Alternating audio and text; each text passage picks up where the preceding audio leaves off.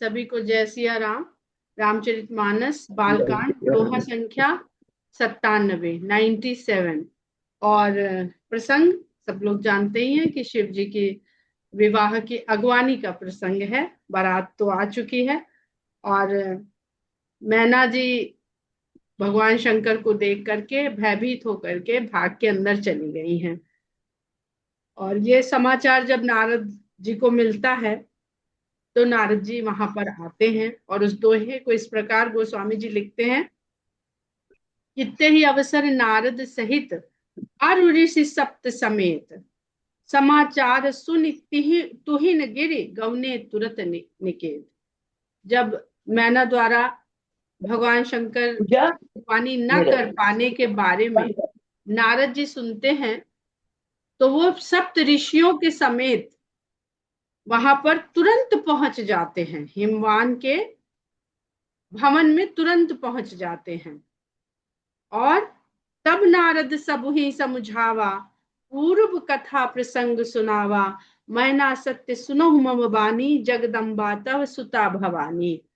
अज अनादि शक्ति अविनाशिनी सदा शंभु अर्धंग निवासिनी जग संभव पालन लयकारिणी निज इच्छा लीला बपुधारिणी। और कहते हैं कि जन्मी प्रथम दक्ष गृह जाई नाम सती सुंदर तनु पाई। तहु सती शंकर ही विवाही कथा प्रसिद्ध सकल जग माही। एक बार आवत शिव संगा देखो रघुकुल कमल पतंगा। भयो मोह शिव कहा न कीन्हा भ्रम बस बेसु सीय कर लीन्हा। तो इस पूरे प्रसंग में जो बात दोबारा से गोस्वामी जी उन्हीं बातों को कह रहे हैं जो अभी अभी जिसका प्रसंग विस्तार से कह चुके हैं। और सब कथाओं को तो गोस्वामी जी बहुत शॉर्टकट में कह के या केवल जिक्र भर करके निकल जाते हैं। बहुत सारी कथाएं बिल्कुल ही छोड़ देते हैं, लेकिन ये शिव सती के प्रसंग को वो देखिए फिर से कह रहे हैं। और जब उत्तरकांड में जाएंगे, जब गरुड़ को काकभूषुंडी जी सुनाएंगे कथा, तो वहां पर भी उसका, जबकि वो 63 से 68 दोहे के 5 दोहों के बीच में पूरी रामायण है, लेकिन वहां पर भी इसका जिक्र कर देते हैं। तो इससे पता ये चलता है कि गोस्वामी जी जानते हैं कि जो बुद्धि है, मन है, चित्त है, ये बार बार डोला करता है। ये 4 तत्व से जो मनुष्य का शरीर है, मन बुद्धि चित्त अहंकार, जो सूक्ष्म तत्व हैं, बाकी तो हमारे सब स्थूल तत्व हैं जिसमें हम 5 भौतिक तत्वों को पाते हैं। उन स्थूल तत्वों के में समावेश होता है सूक्ष्म तत्व का।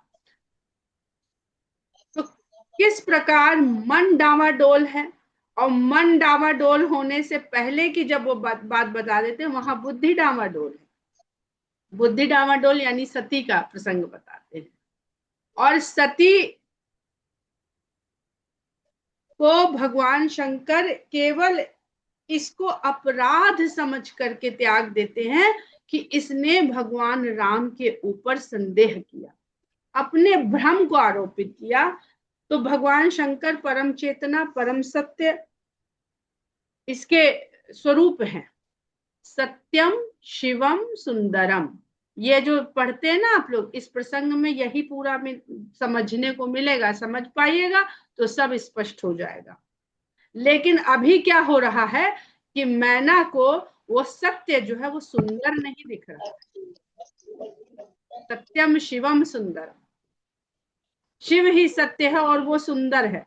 लेकिन जब हम बाहरी आवरण से देखते हैं तो हमें बाहरी आवरण सुंदर है तब तो सुंदर लगेगा। बाहरी आवरण यानी देह, दैहिक तत्व जो स्थूल तत्व है।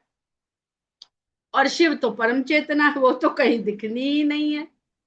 स्थूल तत्व तो आंखों से दिख जाएगा, सूक्ष्म तत्व अनुभव से पता चल जाएगा, साथ रहने से, चिंतन मनन से, साधना से।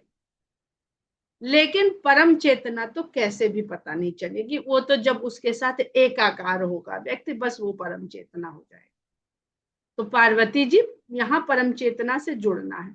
तो परम चेतना, चेतना का परम चेतना से जुड़ना या आत्मा का, जीवात्मा का परमात्मा से जुड़ना, जो अहंकार तत्व है उसको शुद्धता प्रदान करना। अहंकार तत्व जब शुद्ध हो जाएगा, और शुद्ध करने के लिए साधन यही मन बुद्धि चित्त, मन बुद्धि चित्त ही अहंकार को शुद्ध करें, कोई दूसरा कर नहीं सकता। ना कोई गुरु, ना ज्ञान, ना पुस्तक, वो आके आपको बताएंगे। नारद जी आके बता जाएंगे, जागृत कर जाएंगे, प्रश्न मन में डाल जाएंगे। लेकिन अगर मन के वशीभूत है बुद्धि, यानी दैहिक भाव में फंसी हुई है, तो क्या कहेगा मन? नारद कर मैं काह बिगारा, भवन मोर जिन बसत हो जा। तो परम चेतना की ओर जाने के लिए गुरु ने ज्ञान दिया, मार्ग दिया कि तपस्या करो, तपस्या नहीं साधना करो। लेकिन मन कहता है कि अरे सब बिगाड़ दिया उन्होंने। तो इसको बहुत ध्यान से समझिएगा। और कहते हैं कि भयो मोह शिव कहा न कीन्हा, उनको मोह हो गया और शिव का कहना नहीं माना। तो अभी तो हम मैना को देख रहे हैं कि मैना मन का प्रतीक है। ऐसा मन जो मोह, ममता और माया से बंधा हुआ है। पर ये अभी अवस्था तो सती की भी थी और वो बुद्धि थी। तो अगर मन इसमें फंस सकता है तो मन के बाद फिर बुद्धि भी फंस जाती। बुद्धि को त्याग दिया शंकर भगवान ने। ऐसी बुद्धि को ईश्वर की प्राप्ति, ईश्वर की संगत ऐसी बुद्धि से नहीं हो सकती है। तो ऐसी बुद्धि को त्याग देना चाहिए। जब ऐसी बुद्धि को त्याग देंगे, गोस्वामी जी लिखते हैं, निज इच्छा लीला बपुधारिन, अपनी इच्छा से लीला शरीर धारण करती है। यानी वो ना तो सती को कोई भ्रम था, ना पार्वती को कोई भ्रम है। ये बुद्धि की दशा को दिखाने समझाने के लिए ये वही आदि शक्ति सब लीला कर रही है।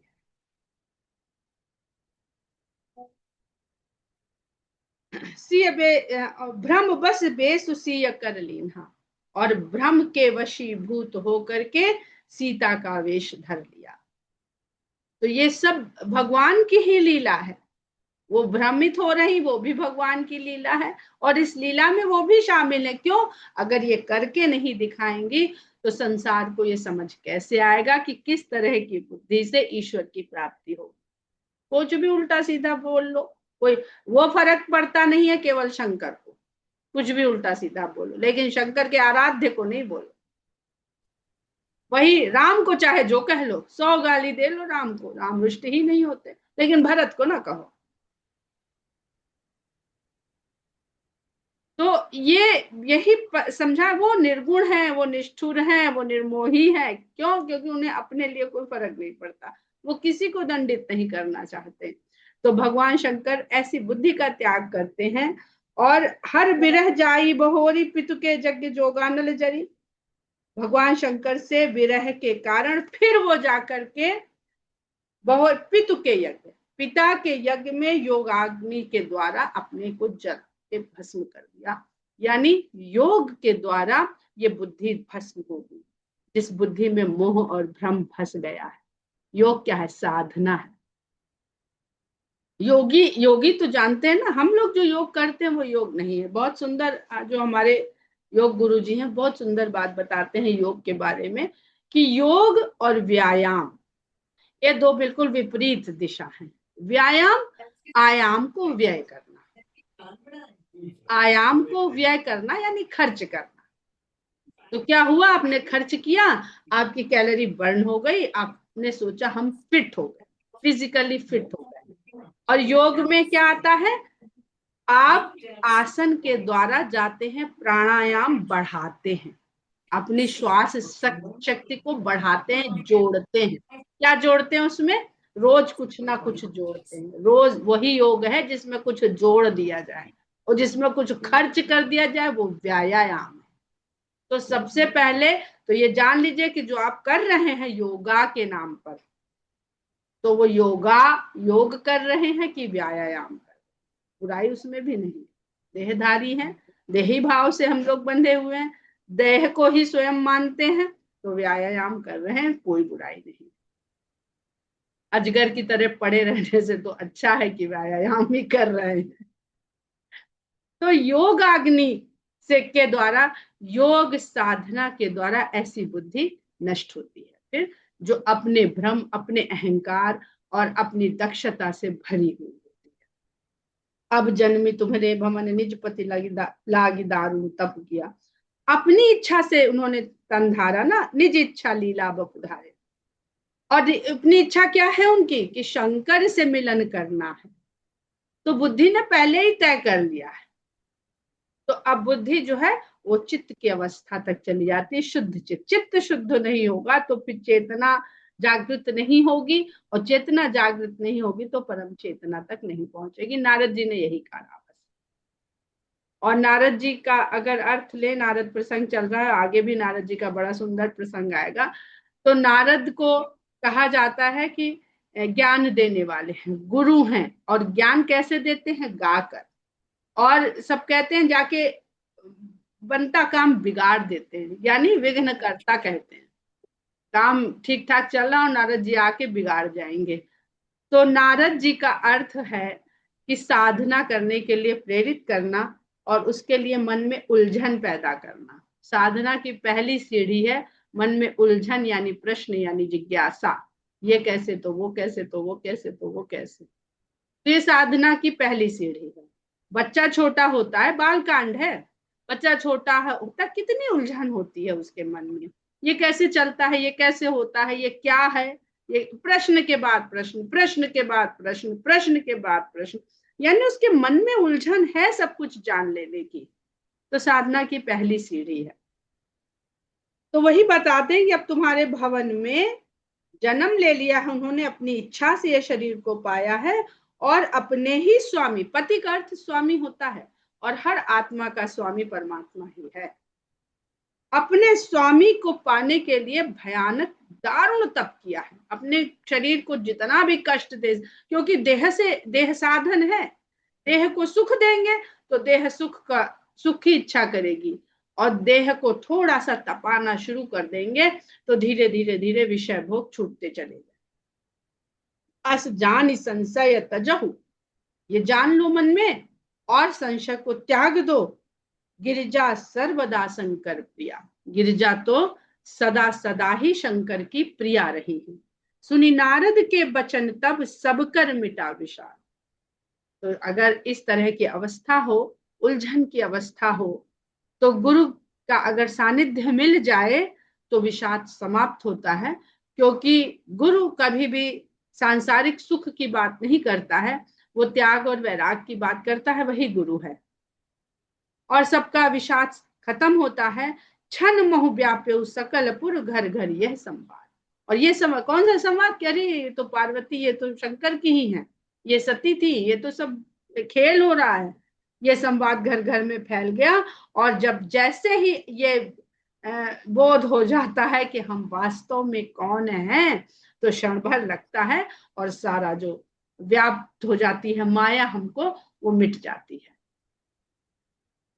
तब मैना हिमवंतु आनंदे पुनि पुनि पार्वती पद बंदे। तब मैना और हिमवान आनंदित हो गए, भ्रम गया, सत्य का बोध हुआ, तो सब आनंद की अनुभूति होने लगी, और पार्वती के चरण वंदना मैना और हिमवान करने लगे, क्योंकि उन्होंने जान लिया था कि ये भवानी है।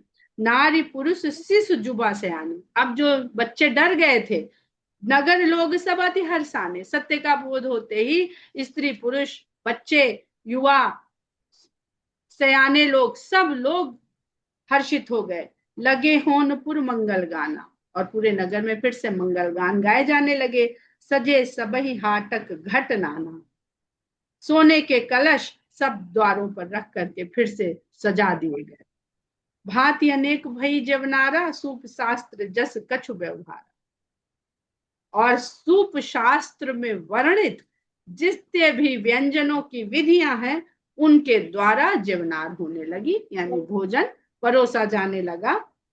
सो जीवनार की जाई बखानी, वसई भवन जहि मातु भवानी, जिस भवन में भवानी स्वयं विराजमान है, वहां के जवनार का बखान भला कौन कभी कर सकता है कि क्या बना, क्या नहीं बना, कैसा बना। सादर बोले, कभी आप लोग काशी विश्वनाथ गए हो तो वहां पे जैसे ही निकलते हैं तो अन्नपूर्णा देवी का मंदिर, निकलते ही बाहर तो वही जो हम लोग पढ़ते हैं, जो जो ग्रंथों में है, वही मंदिरों में है, वही संसार में है, वही हमारे हृदय में भी होना चाहिए। उद्देश्य केवल एक ही है कि वही सब हमारे हृदय में भी उसी तरह से प्रतिष्ठित हो जाए। सादर बोले सकल बराती, विस्म बिरिंच देव सब जाति। सब हिमाचल, सभी बारातियों को सादर पूर्वक बुलाया गया। ब्रह्मा विष्णु देवता, सब तरह के, सब देव, सब जाति के देवताओं को बुलाया गया। विविध पांति बैठी जवनारा, लागे परुसन निपुण सुआरा। विभिन्न बहुत सारी पंगतें बिछा लगाई गई और उसमें बैठा के सबको जवनार भोजन परोसा जाने लगा। और परोसने वाले कौन थे?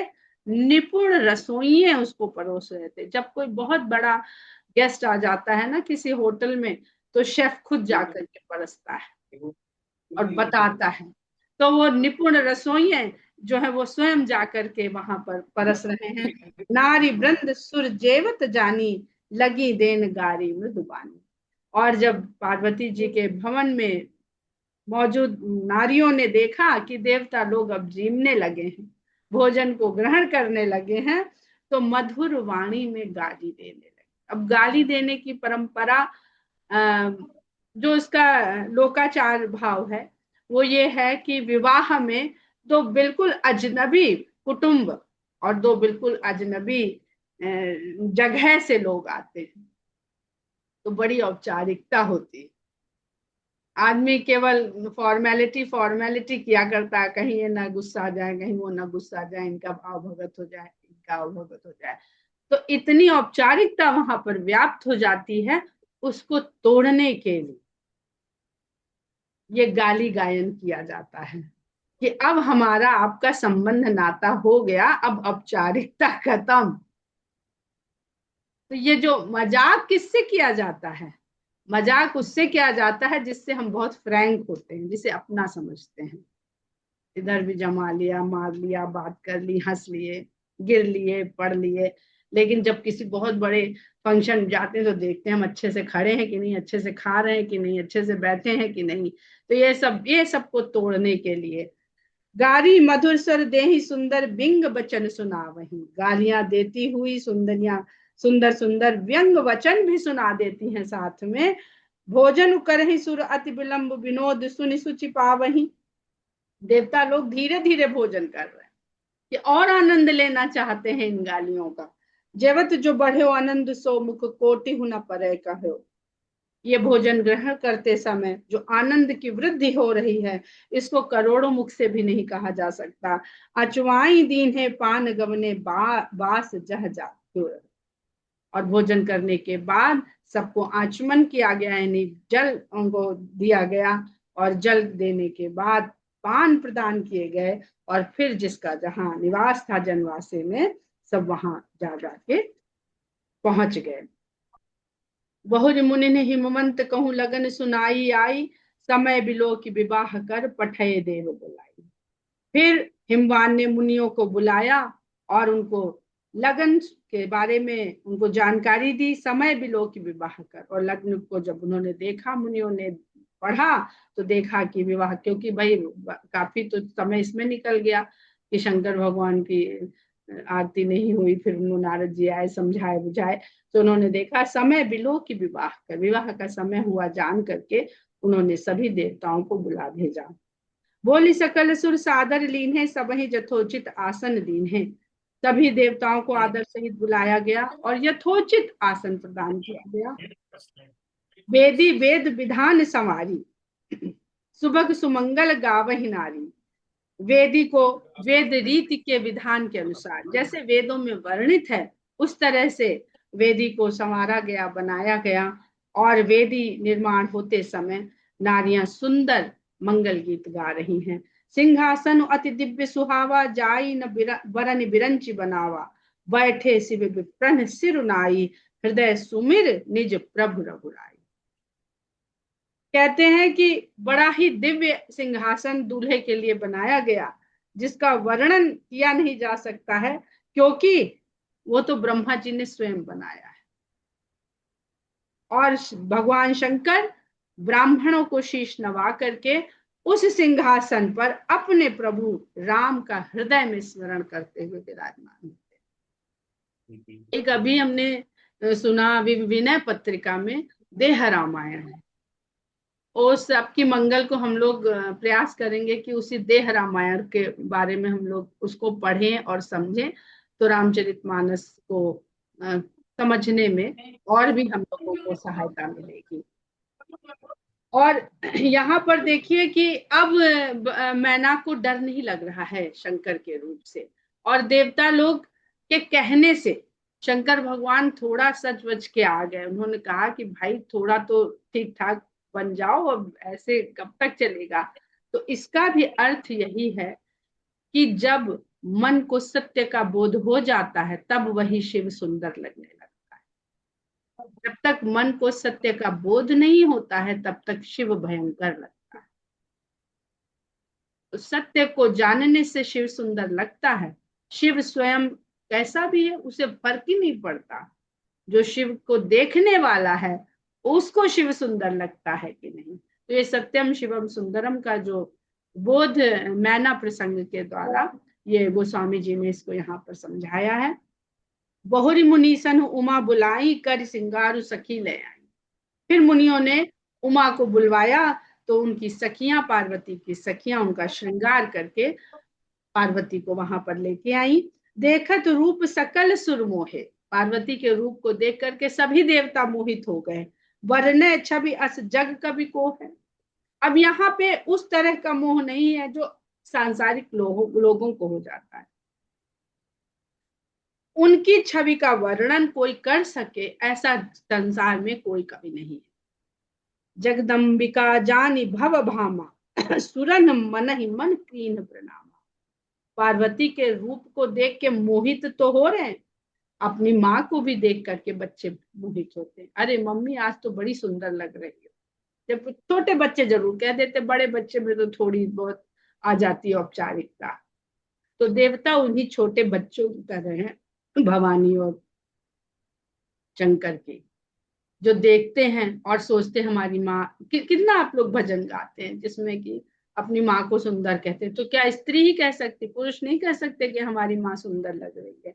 तो जगदम्बिका जानी भव भामा, उनको जगत माता और भगवान शंकर की स्त्री पत्नी जानते हुए देवता लोग मन ही मन उनको प्रणाम करते हैं। सुंदरता मर्याद भवानी, भवानी तो सुंदरता की मर्यादा है। जाई न कोटि बदन बखानी, उनकी सुंदरता का बखान करोड़ों मुख से भी नहीं हो सकता। कोटि बदन नहीं बने बरनत जग जननी शोभा महा, सकुचहि कहत श्रुति शेष सारद मंद मति तुलसी कहा। छवि खानी मातु भवानी गवनी मध्य मंडप शिव जहां, अवलोक सकहि न सकुच पति पद कमल मनु मधुकर कहा। बहुत सुंदर देह के वर्णन के बाद भी गोस्वामी जी मन की बात कह देते हैं और कहते हैं कोटिहु बदन नहीं बने बने, करोड़ों मुख से जगत जननी की शोभा का वर्णन नहीं किया जा सकता है। जिनकी सुंदरता का वर्णन करने में वेद शेष शारदा भी सकुचाते हैं, यानी उनके पास भी वाणी भाषा शब्द पूरे नहीं पड़ते हैं, सबकी एक एक सीमा है। तो मंदमती तुलसी कहाँ से कह पाएगा। माता भवानी तो छवि की खान है, सुंदरता की खान है, यानी निकालते जाओ सुंदरता निकलती। खान से क्या होता है, सोने की खान होती, निकालते जाओ सोना निकलता जाता है, कभी समाप्ति नहीं होता है। तो संसार में जितनी भी सुंदरता है वो उसी छवि खान से निकल रही है, उसको कैसे कह दो कोई। और वो वहां पर गई मंडप के मध्य में जहां पर शिव विराजमान थे। अवलोकि सकहि न सकुच पति पद कमल मनु मधुकर कहा। लेकिन संकोच के कारण सकुचा रही हैं, तो अपने स्वामी की ओर देख नहीं पाती हैं, और उनका जो मन है वो उनके चरण कमलों में भंवरा बन के मंडरा रहा है। अब इसी भाव को कबीरदास जी कहते हैं, तो आप लोग निर्गुण समझ के उसको बड़ा गाते हैं कि जब आत्मा परमात्मा से मिलने जाती है तो आई गवनवा की सारी उम्र बारी, और आंख नहीं खुलती है, उठती नहीं है, और कितने सुंदर सुंदर, वही सब तो यहाँ पर भी है। आत्मा का परमात्मा से मिलन कोई सगुण में गा रहा है, कोई निर्गुण में गा रहा है, बात उस ही सत्य की हो रही है। मुनि अनुशासन गणपति पूजे शंभु भवानी, को सुनि संशय करे जन सुर अनादि जिय जाए। मुनि की आज्ञा पा करके शंभु और भवानी ने गणपति का पूजन किया।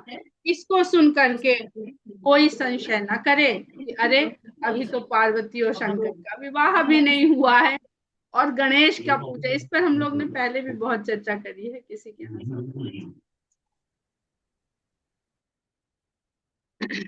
तो देवों को अनादि हृदय में जानिए कि वो अनादि है।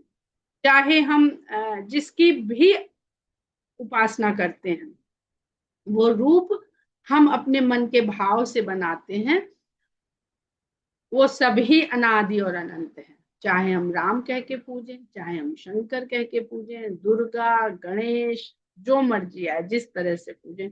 ऐसा थोड़ी है कि इतने जितने नाम हमें आते हैं इनके अलावा भगवान का कोई रूप और नाम नहीं है, ऐसा नहीं है। नहीं तो हमसे पहले जो जीव आके चले गए, हम बाद जो आएंगे उनके लिए ये नहीं रह जाएंगे भगवान। भगवान तो अनादि अनंत, जब जो आएगा, जब जो जिस नाम से उन्हें चाहेगा, पुकारेगा, याद करेगा, वो उस तरह आ जाएंगे। अगर ऐसा हो तो भगवान तो खाली भारतवर्ष के हो गए, या उत्तर प्रदेश के हो गए, या अवध के हो गए, ऐसा तो है नहीं। तो इसी तरह से और दूसरे, क्योंकि काल से परे हैं, और भगवान शंकर, ये जो कथा चल रही है ये ब्रह्मांड में कहीं ना कहीं आज भी चल रही है। अभी तो हमारे आधुनिक विज्ञान ने तो अभी जाकर के मल्टीवर्स, पहले तो यही कहते थे ना यूनिवर्स है, अब उनको कहने लगे नहीं मल्टीवर्स है, यानी अनेक ब्रह्मांड का सिद्धांत दे रहे हैं। हमारे यहाँ तो शुरू से लिखा है ब्रह्मांड, एक एक रोम में अनेक अनेक ब्रह्मांड हैं उनके। अभी सब लोगों ने पढ़ा होगा ना भय प्रकट कृपाला। तो जो आज हमने जान लिया आधुनिक भौतिक शास्त्र से या विज्ञान से, वो आज हमें सत्य लगता है। अब कल कुछ और जान लेते तो लगता कि नहीं, इस सत्य तो अभी इसके भी आगे, इसलिए कहते हैं कि उसका कहीं अंत नहीं है। तो यही यहाँ पर भी है कि भाई ये तो हर काल में हर लोक में जाने कहाँ कहाँ चल रही है, तो गणेश जी कभी नहीं आएंगे। और फिर ये गणेश भगवान बुद्धि और विवेक के स्वामी है, तो कोई भी कार्य मंगल कार्य है वो बुद्धि और विवेक, पहले उसी की आराधना की जाती है, उसी की पूजा की जाती है, तब उसमें आगे बढ़ते हैं। तो मुनि अनुशासन गणपति पूजे शंभु भवानी, को सुनि संशय करे जनि सुर अनादि जिय जानी। ये सब बातें हम लोगों की बुद्धि के समझ में नहीं आ सकती है, क्योंकि हमारी बुद्धि काल की सीमा में बंधी रहती है। हम बीता हुआ पल, अभी का पल और आगे वाला पल, इनमें फंसे रहते हैं, जबकि ना बीता हुआ पल एग्जिस्ट कर रहा है, ना आने वाला पल एग्जिस्ट कर रहा है, पल यही एग्जिस्ट कर रहा है, और ये भी हर क्षण बीता हुआ बना जा रहा है। तो हमारी बुद्धि इस समय के जो भ्रम में फंसी रहती है। इसको हम तभी समझ सकते हैं जब हम समय से बाहर जाकर के इसको देखेंगे, तब हमें समझ में आएगा कि अच्छा ये सब तो भ्रम है, समय भी काल भी भ्रम है। वो तभी समझ में आएगा, जैसे सिनेमा देखते हैं ना, तो सिनेमा में देख लेते हैं कि अभी बच्चा पैदा हुआ, फिर दौड़ा दौड़ा बड़ा जवान हो गया, तो हम वहां पर दर्शक हैं। तो हम जब दृष्टा भाव से उसको देखते हैं तो हमें समझ में आता है भाई ये दिखाया जा रहा है समय, ऐसा हो थोड़ी गया कि 20 साल हो गए, हम तो अभी यहीं बैठे, 20 साल कैसे हो गए, 30 साल के, बिल्कुल ऐसा ही संसार है। वो मर जाता है, फिर अगला शो देखने जाइए, फिर वो वैसे का वैसा है। कभी कोई कह दे कि अरे ये तो अभी मर गए थे, अब ये कैसे आ गए, तो ये कौन कहेगा? जो अज्ञानी है, जो उस तकनीक को नहीं जानता है, जो उस विधि को नहीं जानता है। हम लोग उसके इतने यूज टू हो गए कि हमें पता है अरे अरे कुछ नहीं होता, ये फिल्म बनी हुई है, वही रील घूम रही है, ये सब लीला हो रही है, वही लीला यहाँ भी हो रही है। तो उससे भ्रमित होने की आवश्यकता न करिए।